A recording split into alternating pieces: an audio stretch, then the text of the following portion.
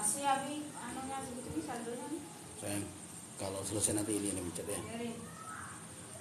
Sudah mulai ini. Ya. Nah, inilah. Ya. Masih nggak apa-apa orang YouTube. Ternyata nih ya, kewajiban penyuluh itu buat konten ini.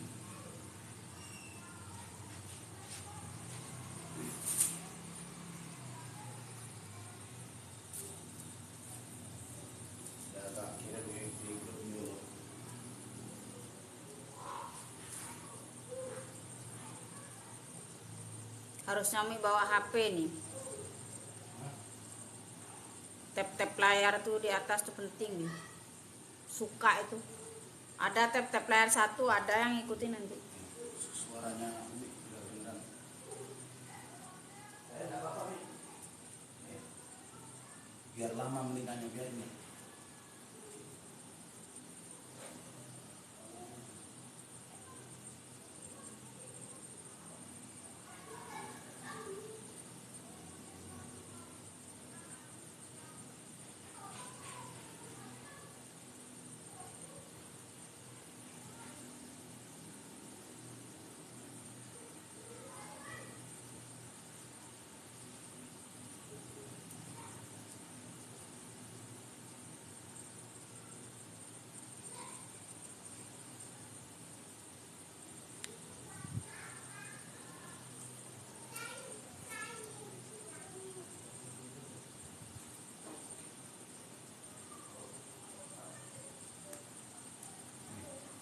Ini pakai foto zamannya.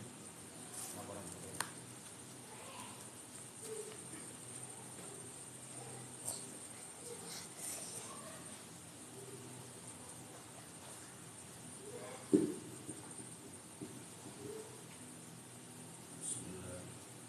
Bismillahirrahmanirrahim. Ilahi firdausi alam wa la adwa ala nari yahimi فهب لي توبة واغفر ذنوبي فإنك غافر الذنب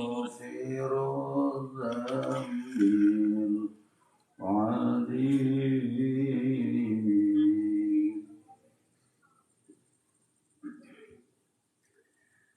اللهم صل صلاة كاملة وسلم سلاما تاما على سيدنا محمد الله تنحل به العقد تنفرج به الكرب وتقضى الحوائج وتنال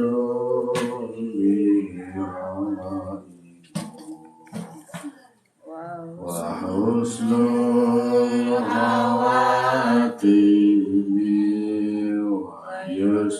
ويستسقى الغمام بوجه الكريم وعلى آله وصحبه في كل لمحة ونفس ونفس بعدد كل معلوم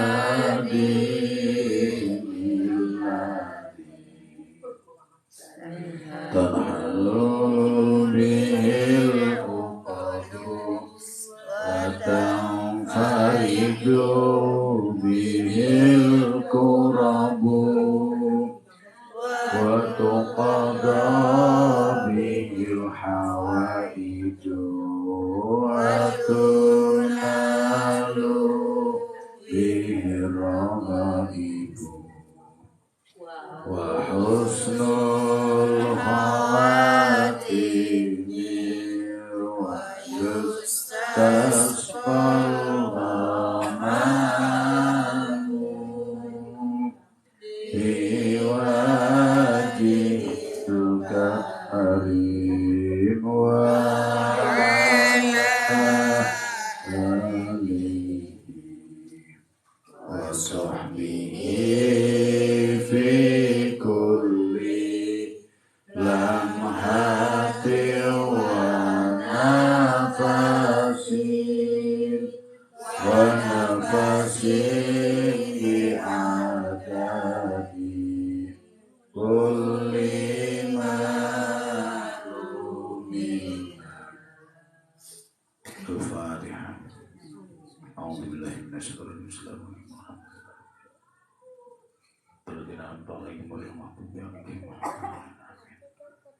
Bismillahirrahmanirrahim. Assalamualaikum warahmatullahi wabarakatuh. Bismillahirrahmanirrahim. Alhamdulillahirabbil alamin. Allahumma shalli wa sallim wa barik ala sayyidina Muhammadin wa ala alihi wa ashabi ajmain, amma ba'du. Ila hadratin Nabil Mustafa Sayyidina Muhammadin sallallahu alaihi wasallam wa ala alihi wa ashabi wa dhurriyyatihi summa ila hadratil mu'allifatil kitab Al-Allama Asy-Syaikh Muhammad Nawawi bin Umar Al-Jawi Al-Bantani summa ila hadratil Syekhina Al-Kiram Arumul Maghfirlah wa Kiai Johari Jawawi wa murabbi ruhina Kiai Ahmad Sadid Johari summa hadratil aba'ana wa ummahatina radhiyallahu anhum wa ghafarallahu anhum lahumul Fatihah. A'udzu billahi minasyaitonir rajim.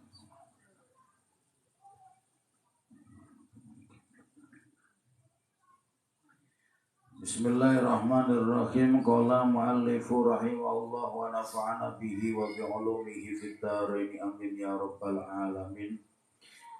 Bismillahirrahmanirrahim. Wal maqalatu as-sabi'atu asyara. Maqalah yang ke-17 Anin Nabi sallallahu alaihi wasallam annahu qala. Dari Nabi sallallahu alaihi wasallam beliau bersabda, al-ummahatu ay al-usulu arba'un minal asya'i. Induk itu ada 4. Induk apa ini? Induk ini ada 4. Kata Rasulullah, induk atau pokok segala sesuatu itu ada 4 macam.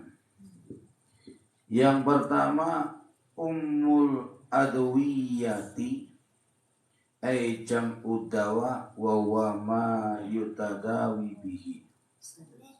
Yang pertama adalah induk dari segala obat. Nah, ini Bu ya. Ini penting ini. Kita kan kalau sudah nambah umur macam-macam keluhannya Bu ya. Encok, yang sakit, asam urat, asam aurat,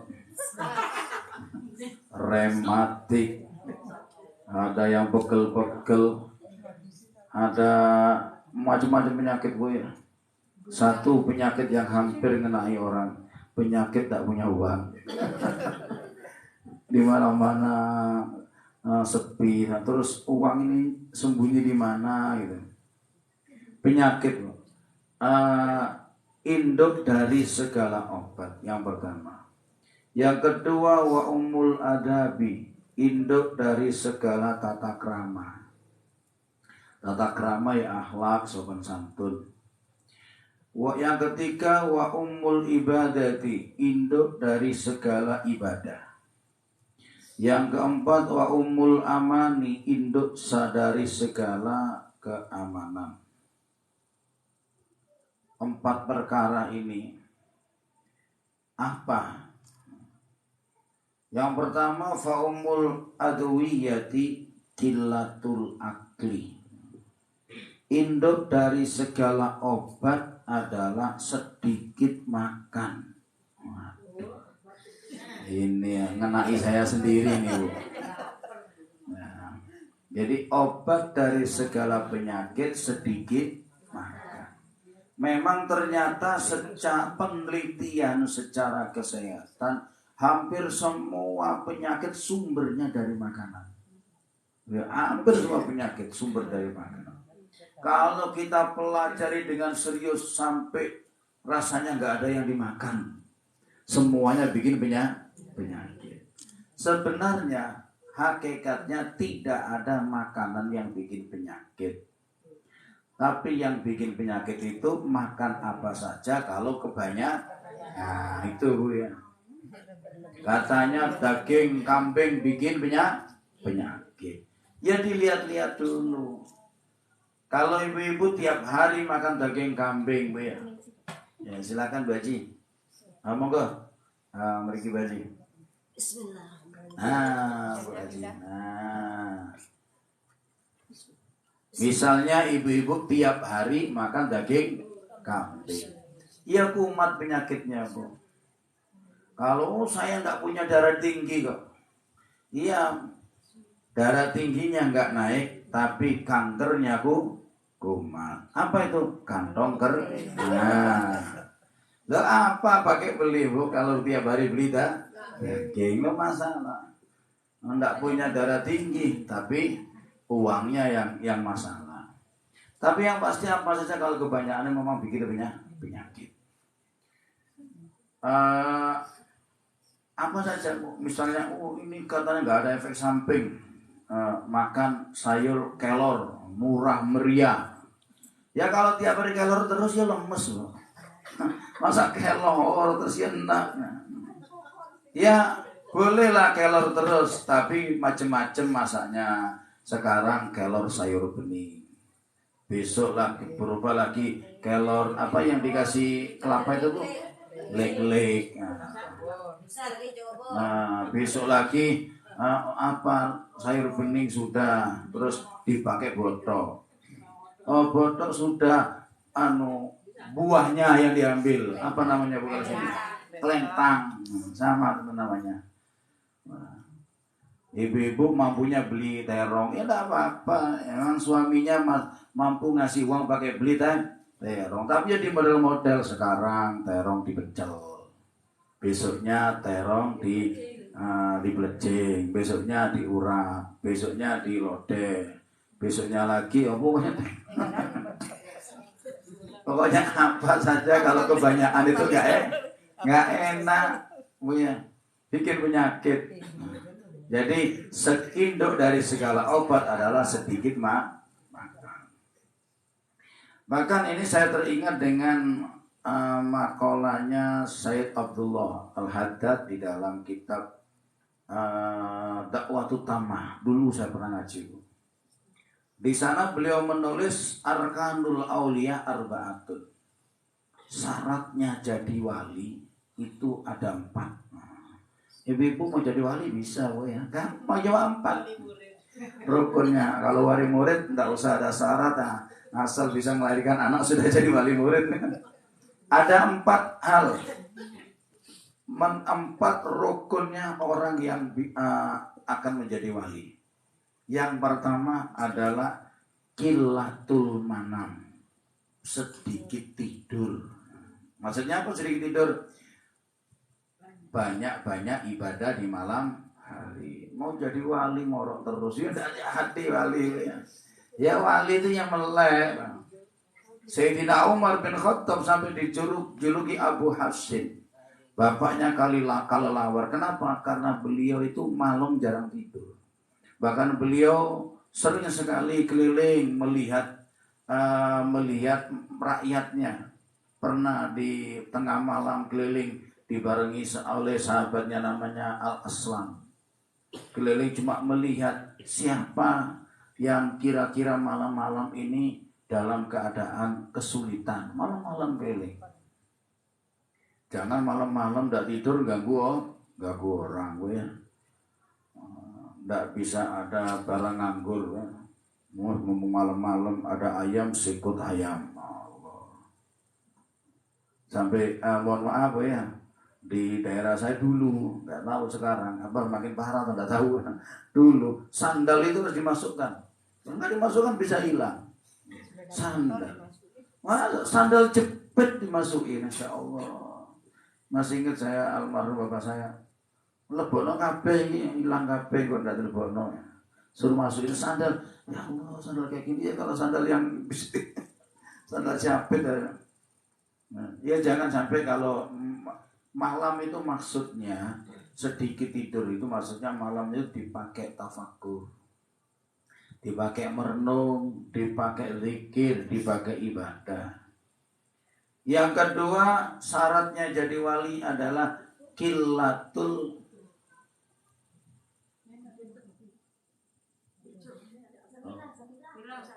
Sabira dipanggil pacarnya.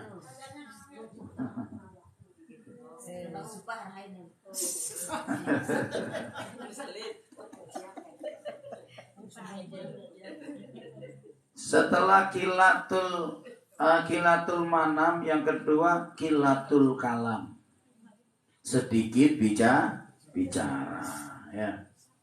Kalau tadi kan sedikit tidur, Rasulullah tidurnya sedikit loh. Kalau kita dikit-dikit tidur, itu bedanya ya.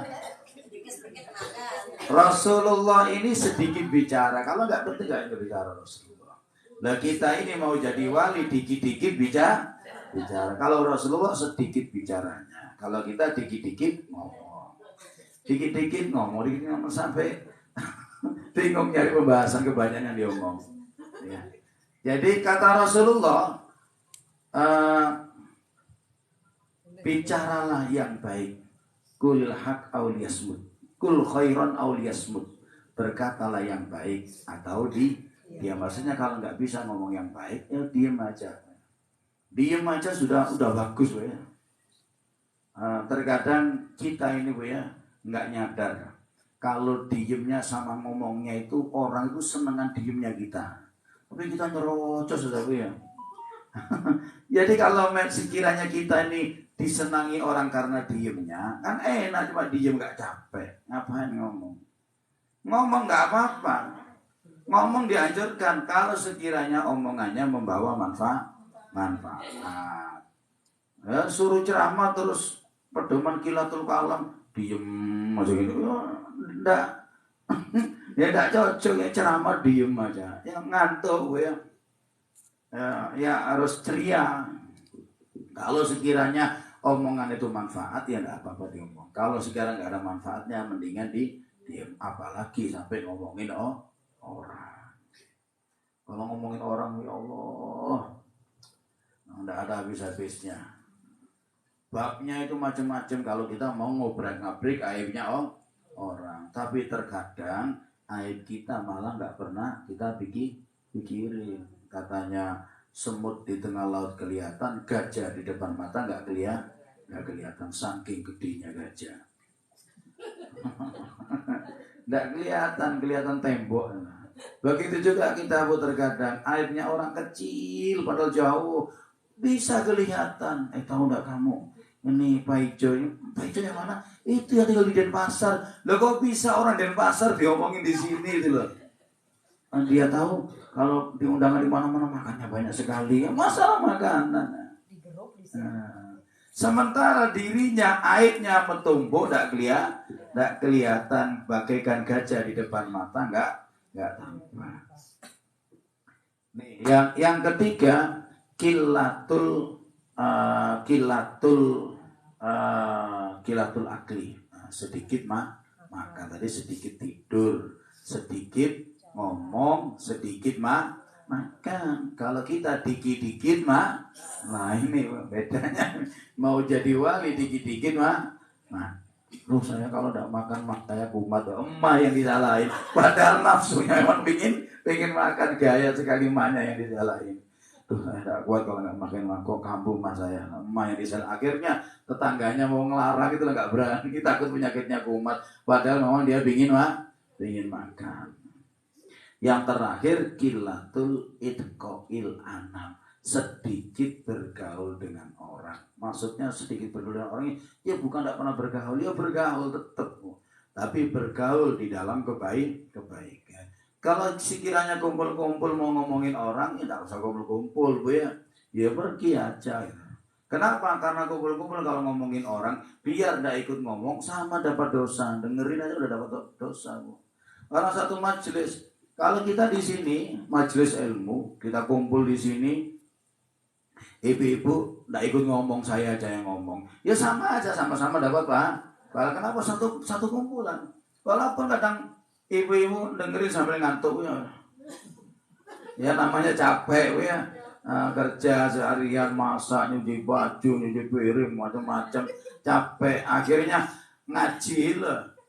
Ngaji ini sekalian pakai istirahat. Kalau ada di rumah ndak beres-beres kerjaan, tuh ngaji aja dah biar istirahat. Akhirnya baru duduk plek. Kalau udah seperti itu tetap dapat pahala. Kan sudah kita pelajari hadisnya banyak. Kata Rasulullah, malaikat bercerita, gimana ya Allah? Ada satu orang tidak niat hadir, dia orang cuma duduk aja dia. Kata Allah, biarin malaikat, dia mau kumpul dengan orang baik, maka semua yang duduk situ aku ampuni dosa-dosanya. Nah, ini jadi tidak apa-apa, tidak paham, tidak apa-apa. Tidak penting paham bu ya, tidak penting paham. Kenapa? Yang mahamkan ini Allah, yang mahamkan Allah.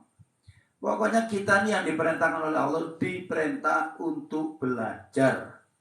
Masalah faham tidak diperintah. Sama ada orang mondok yang diperintahkan oleh Allah itu nyari ilmu, nggak diperintah jadi ulama, alim, nggak ada perintahnya.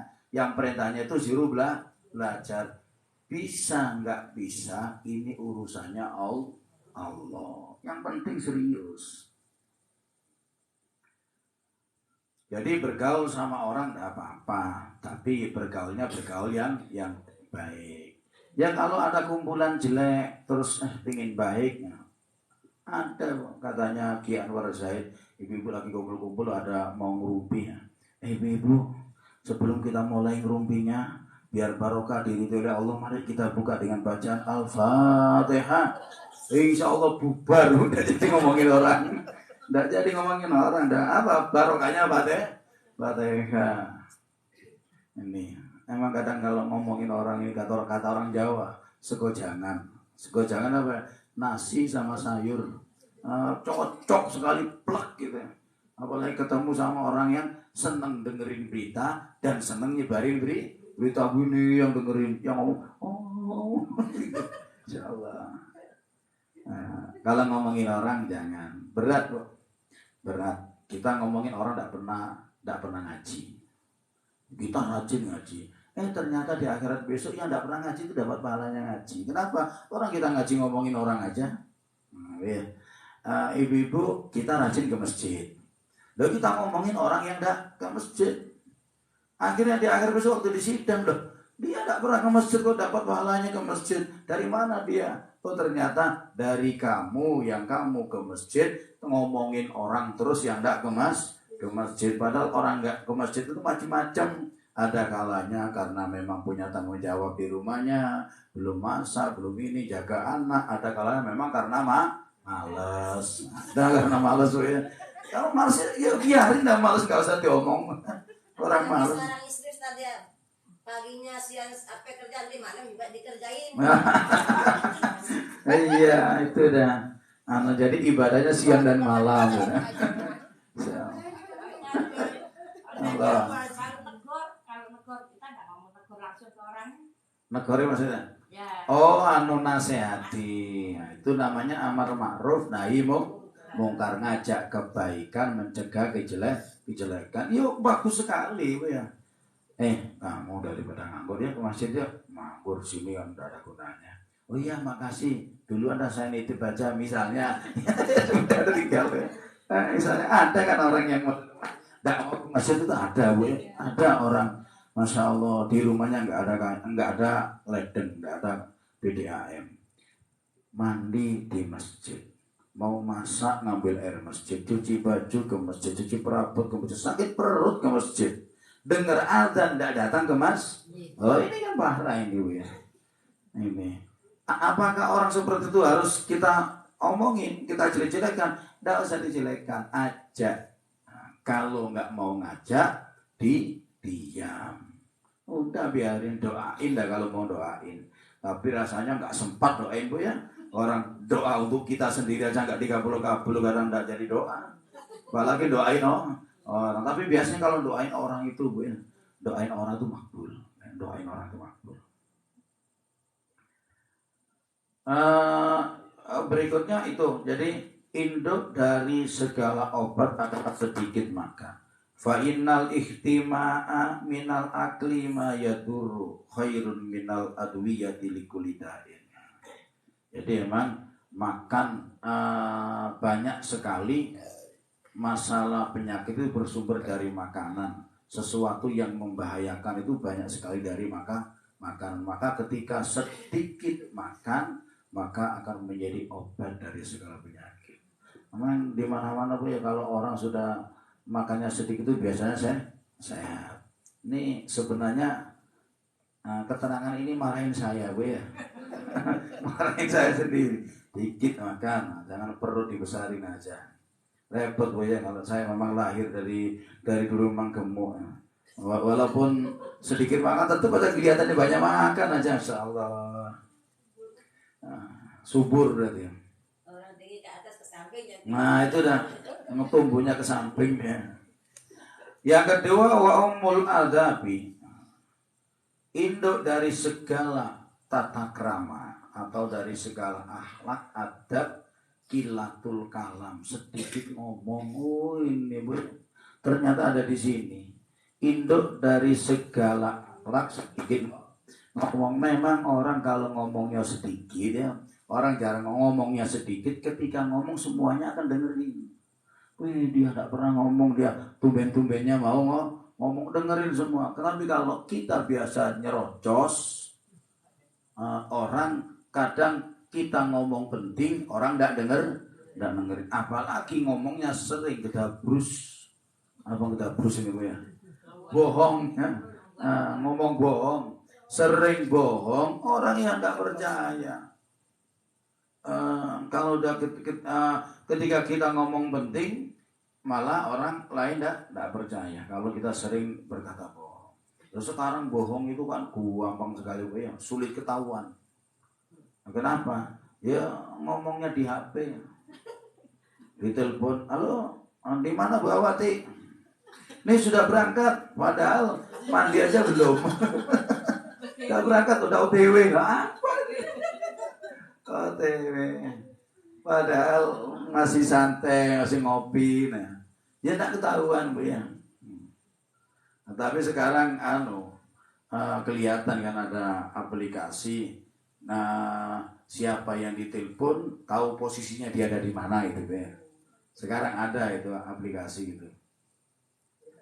Jadi induk dari segala akhlak adalah sedikit ngomong. Memang ngomong ini Bu ya, ngomong ini sumber dari segala masalah. Masalah yang terjadi itu kebanyakan awalnya dari omongan.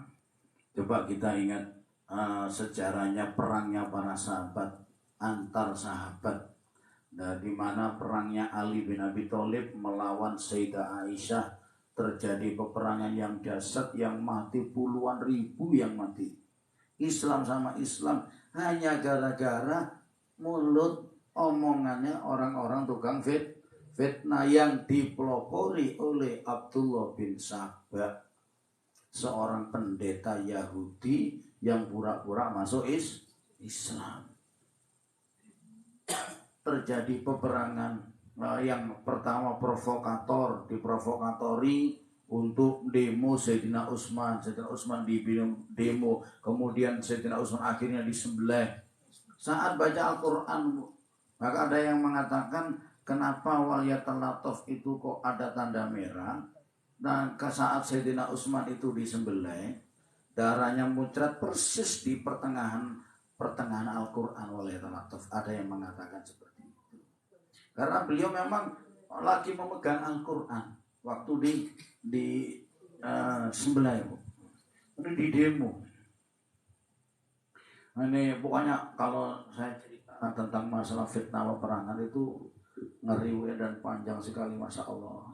Kisah semuanya itu dari fitnah yang ujungnya adalah kekuasaan. Di Indonesia dulu pernah Bu terjadi seperti itu juga.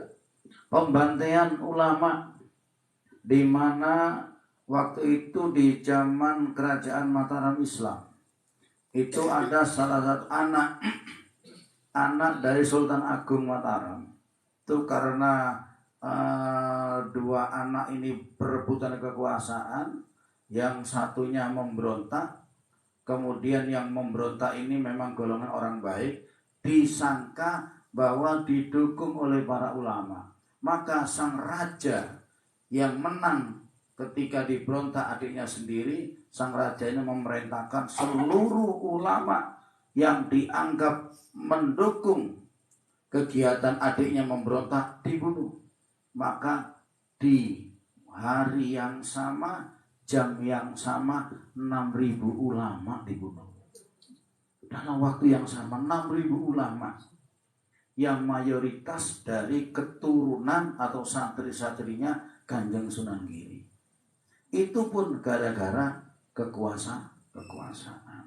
Makanya nanti ibu-ibu waktu pilihan, waktu pilihan biar beda yang dipilih, ya senyum-senyum aja. Kamu milih siapa? Saya milih yang gemukan lah.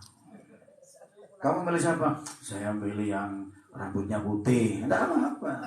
Kamu pilih yang berkacamata, ya enggak apa-apa, Bu ya. Enggak apa. Enggak usah kita merasa pilihan kita paling benar, yang lain salah. Nanti kayak tahun-tahun kemarin dibela mati-matian.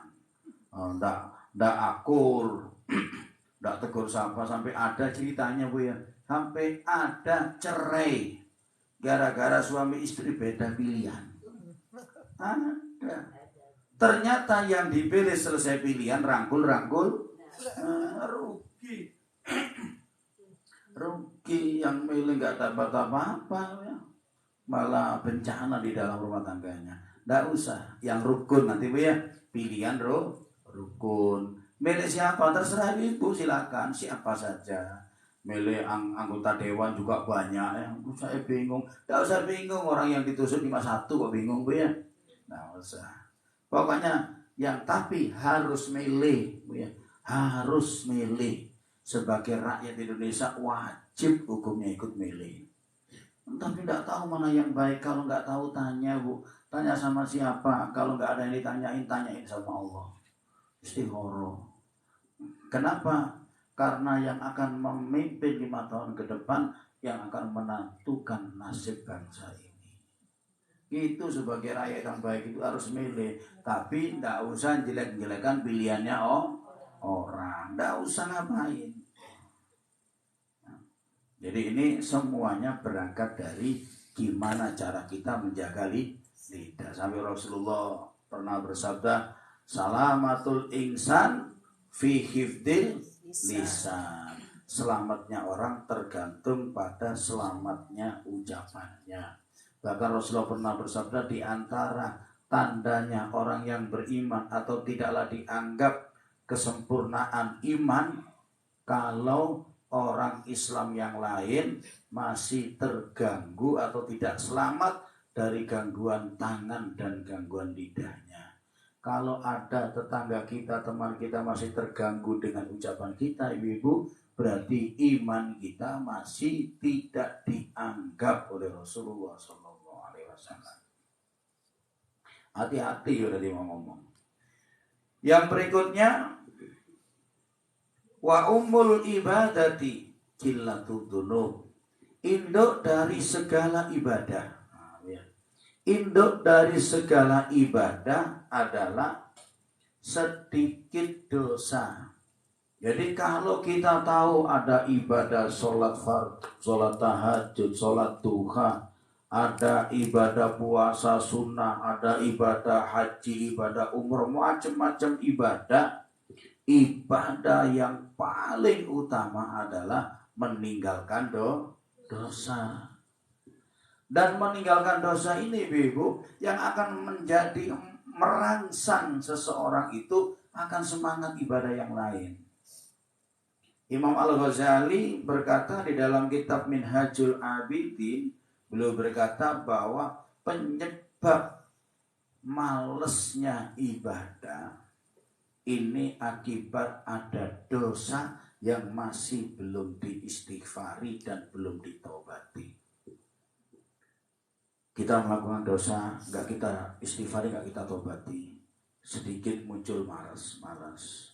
Awalnya terasa capek, kemudian lakukan dosa lagi, maksiat lagi, tidak ditobati lagi, tidak istighfari lagi, bertambah lagi, muncul malas dikit, akhirnya ibadah-ibadah sunnahnya ditinggalkan. Biasanya sholat rawatib enggak, sholat tahajud enggak, sholat duha enggak, tetap aja dia melakukan dosa terus, nggak ditobati, nggak diistighfari, nggak berhenti tobat. Lama-kelamaan muncul malas ibadah wajib. Kalau sudah malas ibadah wajib terus-terusan, maka lama-kelamaan yang wajib akan ditinggalkan. Kalau sudah yang sunnah ditinggalkan, yang wajib ditinggalkan, maka naudzubillah, dikhawatirkan Allah akan mencabut nikmatnya iman. Kalau Allah sudah cabut nikmat iman, maka naudzubillah kembali kepada Allah dalam keadaan kafir. Ini yang khawatir. Sehingga meninggalkan dosa. Yang pertama kita bersihkan dulu dosa, karena kita nggak mungkin terlepas dari dosa, Bu. Namanya orang biasa, Bu ya. Kita pasti melakukan dosa, tapi kita istighfari, kita taubati. Jadi dosa-dosa yang kita lakukan kita taubati, kita istighfari. Rasul aja mengajarkan kepada kita istighfarnya sehari semalam tidak pernah kurang dari 70 kali. Apalagi kita, Rasul tidak punya dosa ngajar seperti itu. Kita istighfari. Setelah kita istighfar, kita bertobat, maka kemudian kita berusaha menjaga jangan sampai terjerumus lagi pada kemaksiatan. Kalau sudah seperti itu, maka muncul dengan sendirinya semangat ibadah, ringan sholat tahajud, ringan sedekah, senang sholat duha, senang sholat hajat, senang sholat fardu, senang zikir, senang baca Al-Quran, senang segala kebaikan akan menjadi hobi. Bahkan kalau melihat ada orang maksiat, melihat ada orang tidak mau ke masjid, itu kayak tidak masuk di akal. Kenapa sih kok dia kok tidak bisa tidak pernah ke masjid itu, kenapa? Kayak tidak masuk akal. Padahal bagi dia malah heran, kenapa dia kok rajin kali ke masjid? Ini Bu ya. Kenapa? Kok seperti itu pikirannya beda? Karena dia sama kita berbeda kadar dosanya. Makanya kalau kita ingin membangkitkan semangat ibadah, pertama kali kita istighfar, pertama kali kita bertobat, baru kita berusaha tinggalkan maksiat. Kalau sudah bisa seperti ini Bu ya, ini maka Allah akan berikan berbagai macam kenikmatan. Apa kenikmatannya? Kenikmatannya dia akan mendapatkan titel seorang hamba yang takwa. Takwa itu janjinya, udah sering saya sampaikan Bu ya, wa may yattaqillaha yaj'al lahu makhraja wa yarzuqhu min haitsu la yahtasib. Wa may yattaqillaha yaj'al lahu min kulli amrin yusra. Wa itu yaj'al makhraja wa yarzuqhu min haitsu la yahtasib. Wa may yatawakkal 'ala Allah fa huwa hasbuh. Itu di dalam surat At-Thalah.